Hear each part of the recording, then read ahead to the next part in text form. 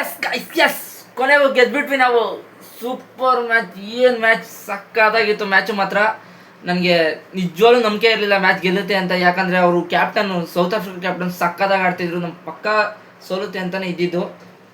ಮಾತ್ರ ಸಕ್ಕತ್ತಾಗಿ ವಿನ್ನರು. ನಂಗೆ ತಡ್ಕೊಳಕ್ಕೆ ಆಗ್ತಾಯಿಲ್ಲ ಫೀಲಿಂಗ್ಸ್, ಅಷ್ಟು ಸಕ್ಕತ್ತಾಗಿದೆ ಫೀಲಿಂಗ್ಸ್ ನಾವು ಗೆದ್ದಿರೋದು. ಏನು ಹುಡುಗರು ಚಾಂಪಿಯನ್ ಆದರು, ಎಲ್ಲರೂ ಆದರೂ, ಹೆಣ್ಮಕ್ಳು ಮಾತ್ರ ಚಾಂಪಿಯನ್ ಇಲ್ಲ ಚಾಂಪಿಯನ್ ಇಲ್ಲ ಅಂತ ಎಲ್ಲರೂ ಹೇಳ್ತಿದ್ರು. ಇವಾಗ ನೋಡಿ ಚಾಂಪಿಯನ್ ಆಗೋರು ನಮ್ಮವ್ರು ಕೂಡ.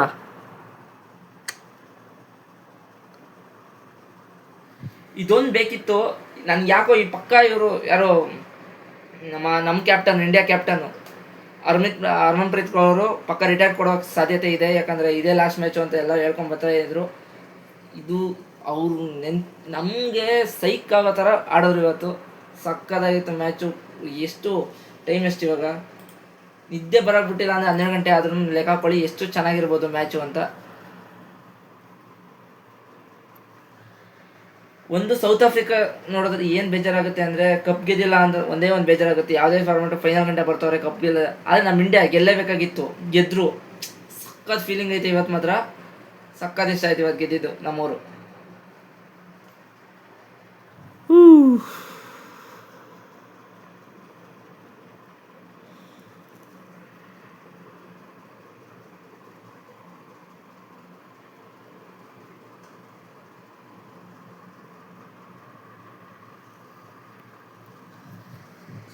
ಗೈಸ್ ಎಲ್ಲರಿಗೂ ಥ್ಯಾಂಕ್ಸ್ ಹೇಳಬೇಕು. ಫಸ್ಟು ಇವತ್ತು ಶಫಾಲಿ ಅವರು ಮತ್ತು ಸ್ಮೃತಿ ಮಂದನ ಸಕ್ಕದಾಗ ಆಡೋದು ಬ್ಯಾಟಿಂಗು, ಮತ್ತು ದೀಪ್ತಿ ಸೂಪರ್ ಬ್ಯಾಟಿಂಗು, ರಿಚಾ ಘೋಷ್ ಅಷ್ಟೇ ಸಕ್ಕದ ಬ್ಯಾಟಿಂಗ್ ಆಡಿದ್ರು. ಎಲ್ಲರೂ ಸಕ್ಕದಾಗ ಆಡಿದ್ದಾರೆ ಇವತ್ತು. ಟೀಮ್ ಎಫರ್ಟ್ ಅಂತೂ 100ಗೆ 200% ಇತ್ತು, ಅದಂತೂ ನಾನು ಗ್ಯಾರಂಟಿ. ಯಾಕಂದ್ರೆ ಸಕ್ಕದಾಗ ಆಡಿದ್ರು. ಆಮೇಲೆ ಬಾಲಿಂಗಲ್ಲಿ ಏನು ಕಂಟ್ರೋಲ್ ಮಾಡಿದ್ರು. ಸ್ಟಾರ್ಟಿಂಗಲ್ಲೇ ಸ್ಟಾರ್ಟಿಂಗ್ ವಿಕೆಟ್ ಬೀಳಲಿಲ್ಲ, ಬಟ್ ಒಂದು ರನ್ಔಟು ಸೂಪರ್. ರನ್ಔಟಿಂದ ಇಲ್ಲಿ ಗಂಟ 10ನೇ ವಿಕೆಟ್ ಗಂಟ ಬಂತಲ್ಲ, ಸಕ್ಕದಾಗಿತ್ತು.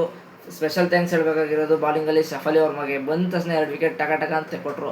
ಅದಾದಮೇಲೆ ಇನ್ನೊಬ್ರು ಯಾರೋ ಚರಣಿ ಅನಿಸುತ್ತೆ, ಚರಣಿ ಸಕ್ಕತ್ ಕಂಟ್ರೋಲ್. ವಿಕೆಟ್ ಬೇಡ ನಮಗೆ. ಅವ್ರು ಆಗ್ತಾರೆ ಒಂದೊಂದು ಬಾಲು ಕೂಡ ಒಂದೇ ಜಾಗದಲ್ಲಿ ಆಗ್ತಿದ್ರು. ಓವರ್ಗೆ ಒಂದು 2-3 ರನ್ ಕೊಡೋರು ಅಷ್ಟೇ. ಅವರು ಸಕ್ಕತ್ತಾಗಿ ಮಾಡಿದ್ರು. ಮತ್ತು ದೀಪ್ತಿ ಅಂತೂ ಲೆಜೆಂಡ್ ಇವತ್ತು. ಯಾಕಂದ್ರೆ ಒಂದು ಕ್ಯಾಚ್ ಬಿಟ್ರು, ಸಕ್ಕತ್ ಬೇಜಾರಾಯಿತು ನನಗಂತೂ. ಯಾಕಂದರೆ ಅಯ್ಯೋ ಹೋಯ್ತಲ್ಪ ಮ್ಯಾಚು, ಕ್ಯಾಪ್ಟನ್ ಕ್ಯಾಚ್ ಬಿಟ್ಬಿಟ್ರಲ್ಲ, ಅದರ ಬೇಜಾರು. ಕ್ಯಾಪ್ಟನ್ ಅಲ್ಲ ಇನ್ನೊಬ್ರದ್ದು, ಸಕ್ಕತ್ತಾಗಿ ಆಡ್ತಿದ್ರು ಅವ್ರದ್ದು ಕ್ಯಾಚ್ ಬಿಟ್ಬಿಟ್ರಲ್ಲ ಅಂತ ಬೇಜಾರಾಯಿತು. ಬಟ್ ನಾವು ಗೆದ್ವಲ್ಲ ಕೊನೆಗೆ, ತುಂಬ ಖುಷಿ ಆಯಿತು. ಒಂದೇ ಒಂದು ಬೇಜಾರು ಸೌತ್ ಆಫ್ರಿಕಾ ಎದುರುಗಡೆ ಬಂದಿದ್ದು. ಅಕಸ್ಮಾತ್ ಏನಾದ್ರು ಆಸ್ಟ್ರೇಲಿಯಾ ಇದ್ದಿದ್ರೆ ಇನ್ನೂ ತಿಕ್ಕ ಉರಿಸ್ತಿದ್ವಿ ನಾವು. ಯಾಕಂದರೆ ಅವರು ನಮ್ಗೆ ಹಂಗೆ ಉರಿಸ್ತಿದ್ರು ಫಸ್ಟೆಲ್ಲ, ಅದಕ್ಕೆ ಉರಿಸ್ತಿದ್ವಿ. ಸೌತ್ ಆಫ್ರಿಕಾ ಅಂದ್ರೆ ಒಂಚೂರು ಬೇಜಾರೈತೆ, ಬಟ್ ಇಂಡಿಯಾ ಗೆದ್ದಿದ್ದು ಸಕ್ಕತ್ ಖುಷಿ ಐತೆ. ನಮ್ಮ ನೋಡಿ ಬಾಸು ರೋಹಿತ್ ಶರ್ಮಾ ಫುಲ್ ಖುಷಿ.